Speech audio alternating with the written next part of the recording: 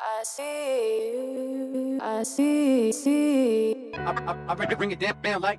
I see you. I see. I bring it down like. Lofi Poli Sci, Michael Pickering, bring it down. Lo-Fi Live with what's going on in the world today. And today it's Lo-Fi Central America Caribbean news. But first, a little Lo-Fi local for you up top. Don't forget to check out tomorrow's blog on lofipolisci.com, up every Thursday. And check us out on Instagram and LinkedIn to get all your local Lo-Fi updates real quick like. You dig?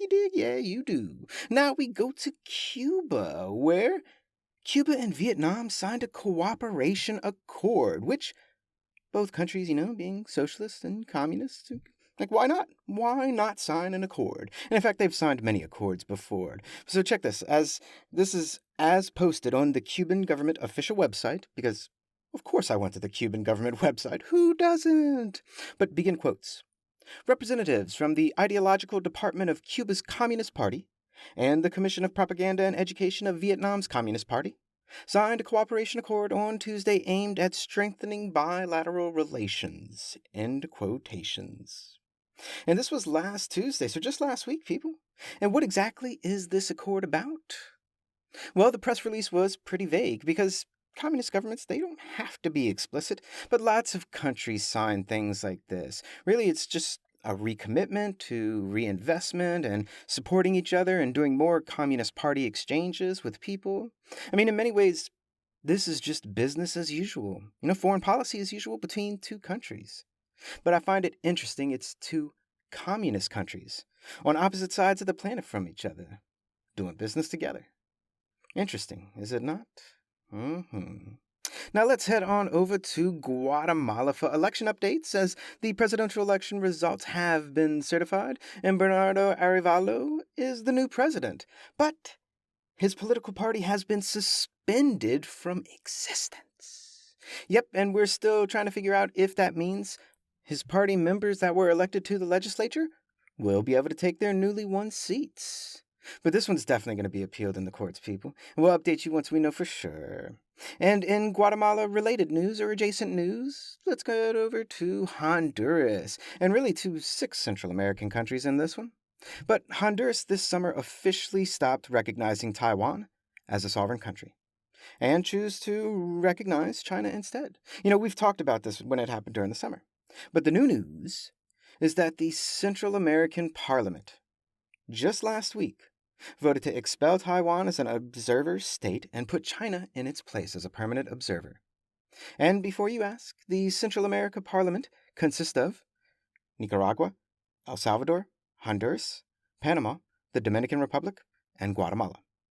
And interestingly enough, Guatemala, while being a member of the parliament that kicked out Taiwan and put China in as the official observer state, Guatemala actually still officially recognizes Taiwan as a sovereign country. Interesting. The other 5 members do not. So keep your eyes on this, people. Keep your eyes on this.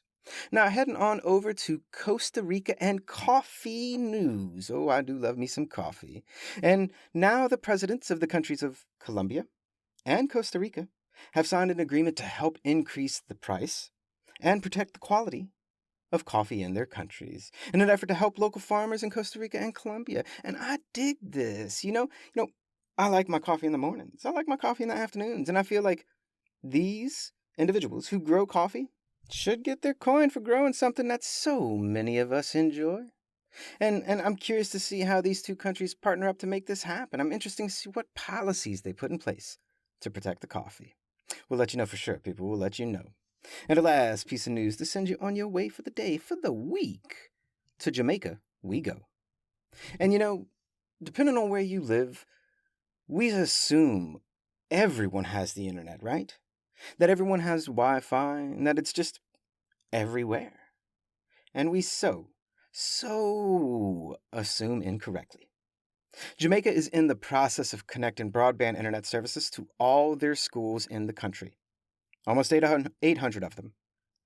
And they're over halfway there. And they're looking to have every school finished by the end of the year, with an additional 312 schools being connected in the next few months. This is awesome. Jamaica, an island country, they're going to finally have all their schools connected to broadband internet? I dig this so much. Give the kids the internet, help them learn, help them grow, help them develop with technology as it comes up and around all of us. Taking an innovative and technological approach to education can help kids in so many different ways. Hats off to you, Jamaica, for doing something for the kids and something that matters. But that's just a snap of what's going on in the world today.